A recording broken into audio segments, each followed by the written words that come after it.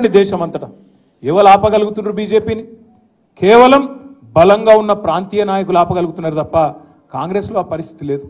ఇక దానిలా ఇక్కడున్న కాంగ్రెస్ అయితే చాలా విచిత్రమైన కాంగ్రెస్. ఈ కాంగ్రెస్ అసలు ఇది కాంగ్రెసా బీజేపీ అర్థం కాదు మనకు కొద్దిసేపు చూస్తే.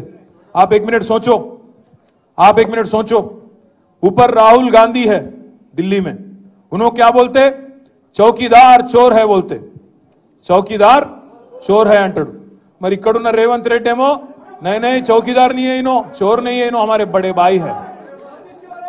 चौकीदार चोर है ఆయన అంటాడు, ఈయననేమో బడే భాई है हमारे అని ఈయన అంటాడు. ఇంకొక మాట మీరు ఆలోచించండి.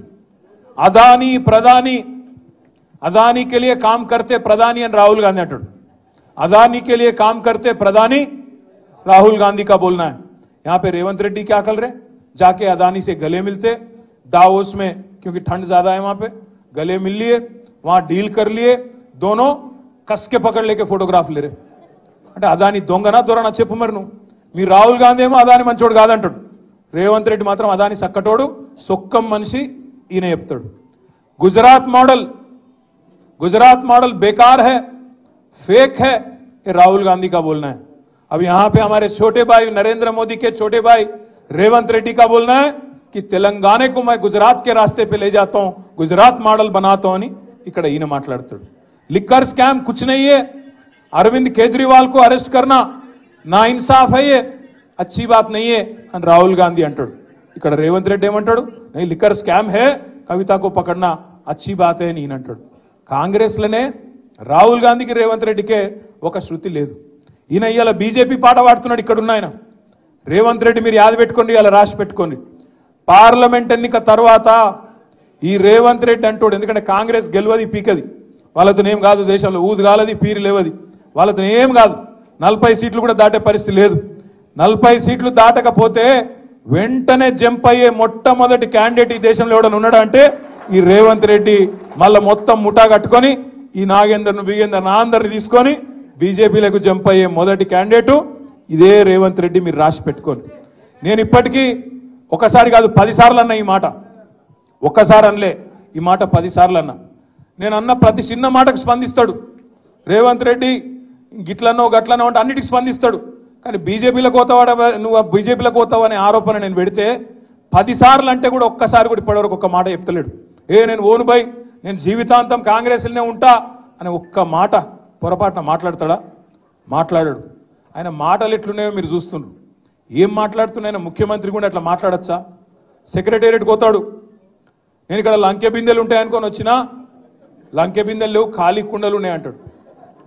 ఇప్పుడు నేను అడుగుతున్న ఒకటే, మీకు లంకె బిందెలు అంటే వాటి కోసం ఎవరు తిరుగుతారు? గడ్డపారలు పట్టుకొని, తటపారలు పట్టుకొని, నెత్తి మీద బట్టలు కట్టుకొని అర్ధరాత్రి దొంగలు తిరుగుతారు. మరి ఈయన ఎట్లా అయినో నేను ఏం చేస్తున్నా ఇదివరకు నాకు తెలియదు. కానీ లంకె బిందెలు అంటాడు. నిన్నగాక మొన్న ఆడ చూసిన మహబూబ్నగర్లో మాట్లాడుతాడు. నేను ఏమంటాడు? కొడుకుల్లారా పేగులు మెడలు వేసుకుంటా అంటాడు. పేగులు మెడలు వేసుకుంటేంది రావులా? నాకు అర్థం కాక అడుగుతా. అరే నువ్వు ముఖ్యమంత్రివా లేకపోతే బోటి కొట్టేటోనువా? పేగులు మెడలు వేసుకునేది నాకు అర్థం కాదు. పేగులు మెడలు వేసుకొని తిరుగుతారు ఎవడన్నా ముఖ్యమంత్రి? ఇంత బేకారు మాటలు మాట్లాడతారా ముఖ్యమంత్రి స్థాయిలో?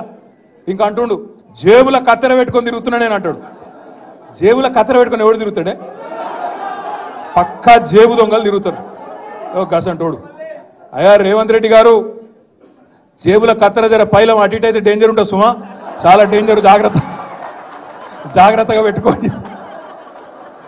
ఎందుకంటున్నా అంటే గీన మన కర్మ, మన ముఖ్యమంత్రి జేబుల కత్తెర పెట్టుకొని తిరుగుతా, మెడల పేగులు వేసుకుంటా, లంకె బిందెలు పెట్టుకొని గీవిడ అవే మన ముఖ్యమంత్రి. రైతు బంధు ఈరా మగడ అంటే అది శాత కాదు, కరెంట్ ఇయనికి శాత కాదు, మహిళా సోదరి మనులకు నెలకు 2500 ఇస్తాను అది ఈరా భయ అంటే అది లేదు, నెలకు 4000 ఇస్తా ముసలోళ్ళ కన్నా అదేదిరా భయ అంటే అది దిక్కులేదు, ఇది ఏది తులం బంగారం అన్న ఆడపిల్లల పెళ్లికి అదేదిరా అంటే అది లేదు, ఇవేవి లేవు. అందుకే దాన్ని కవర్ చేయడానికి ఏం చేస్తుండు? ఫోన్ ట్యాపింగ్ అవుతుంది అంటాడు. ఏడైతుందిరా భయ్, ఏమైతుంది బయట పెట్టంటే మనకు చెప్పాడు. యూట్యూబ్లకు లింకులు ఇస్తారు, యూట్యూబ్లకు మీడియాలకు లింకులు ఇచ్చి వీళ్ళ ఫోన్ ట్యాప్ అయింది, వాళ్ళ ఫోన్ ట్యాప్ అయింది, ఇదైపోయింది అదైపోయింది. చెయ్యి, నీ చేతులు ఉంది కదా అధికారం, ఏం చేస్తావు వచ్చేయి వద్దంటారు ఎవరన్నా? ఏమన్నా తప్పు జరిగితే విచారణ చేయి, మేము వద్దంటలేం కదా. ఎక్కడెక్కడ తప్పులు జరిగినో ఎవరు తప్పులు చేసినరో వాళ్ళ మీద చర్య తీసుకో, భయపడతాం. ఎవడు కూడా ఇక్కడ భయపడ్డాడు ఎవడు లేనే లేడు. నువ్వు ఎంటిగా కూడా వీకలేవు అనే మాట కూడా నేను విజ్ఞప్తి చేస్తా ఉన్నా. మీరు దయచేసి నేను మిమ్మల్ని కోరేది ఒకటే, మనం వీటికి ఆగం కావద్దు.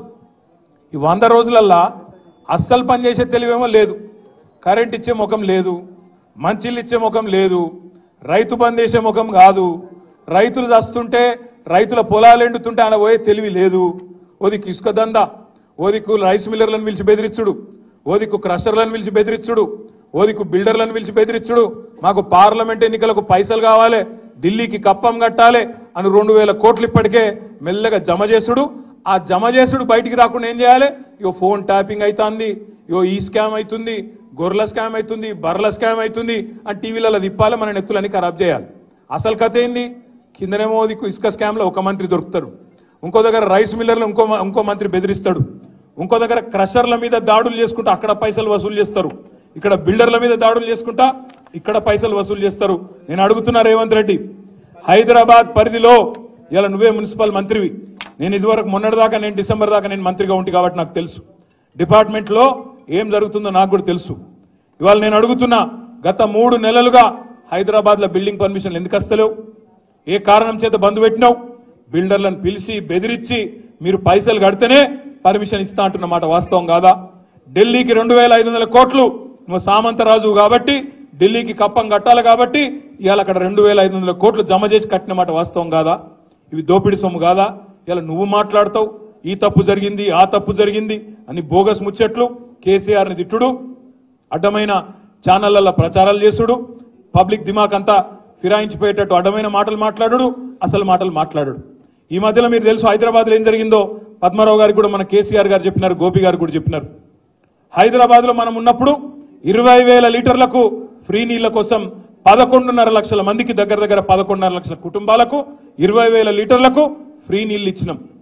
కానీ ఈ ప్రభుత్వం వచ్చినాక, కాంగ్రెస్ ప్రభుత్వం వచ్చినాక మొన్న దగ్గర 8 లక్షల కుటుంబాలకు కొత్తగా 1000 రూపాయల బిల్లులు పంపిస్తా ఉన్నారు బస్తీలలో ఇయ్యాల. దాని మీద కొట్టాడవలసిన బాధ్యత మన మీదనే ఉన్నది అనే మాట నేను మీకు గుర్తు చేస్తా ఉన్నా, విజ్ఞప్తి చేస్తా ఉన్నా. అదేవిధంగా ఫ్రీ కరెంట్ అన్నారు, ఫ్రీ కరెంట్ 200 యూనిట్ల వరకు అన్నారు.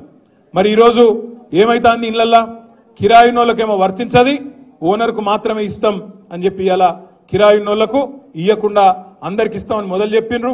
మొదలేమో అందరికి అన్ని ఫ్రీ అన్నారు, ఇప్పుడేమో కొందరికే కొన్ని ఫ్రీ అంటాను. రేషన్ కార్డు అని కట్టింగు, ఇంకోటని కట్టింగు పెట్టి కటింగులు చేసే ప్రయత్నం చేస్తున్నారు. దీని మీద కూడా అడ్డుకోవాల్సిన బాధ్యత, పోరాడవలసిన బాధ్యత, ప్రజలకు చెప్పవలసిన బాధ్యత మన మీదనే ఉన్నది. ఇవాళ కాంగ్రెస్ వాళ్ళు నమ్ముకున్నదేమో పచ్చి అబద్ధాల ప్రచారాలను, హైదరాబాద్ లో ఉండే కొంతమంది టీవీ ఛానళ్లను అడ్డం పెట్టుకొని, యూట్యూబ్ ఛానళ్లను అడ్డం పెట్టుకొని దిమాగ్ ఖరాబ్ చేసే ప్రయత్నమేమో వాళ్ళు చేస్తాను. ఇక బీజేపీలోకి తెలిసింది ఒకటే ఒక విద్య, రామ్ నామ్ జపనా పరాయమాలు అపనా. 10 ఏళ్ళు ఏం బిక్కినరా అంటే అది చెప్పనికి ఏం లేదు. 10 ఏళ్ళు ఏం చేసిరా మోడీ గారు ఈ దేశానికి అంటే చెప్పేందుకు ఏం లేదు కిషన్ అన్నకు. అందుకే ఏం చెప్పాలి? జై శ్రీరామ్. మేము కూడా జై శ్రీరామే, మాకేం అభ్యంతరం లేదు. కానీ కాకపోతే మీరు ఆడుతున్న ఈ నాటకం, రాముని అడ్డం పెట్టుకుని ఆడుతున్న నాటకం ఏదైతుందో తప్పకుండా అందరం కూడా పసిగట్టవలసిన అవసరం ఉంది.